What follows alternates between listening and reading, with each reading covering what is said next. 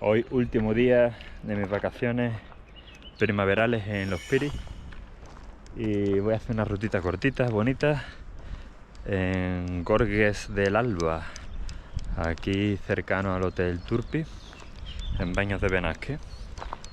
Hoy me toca fotografiar, si puedo fotografiar animalillos, aves, cascadas, tengo el trípode.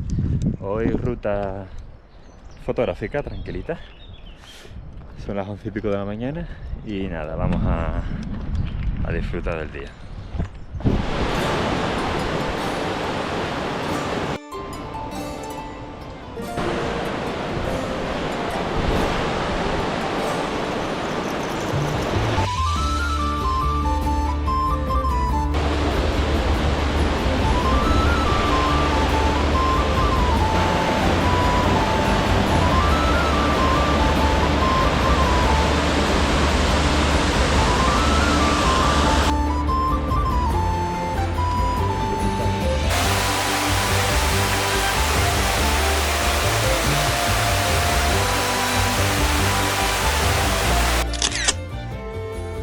Precioso el recorrido.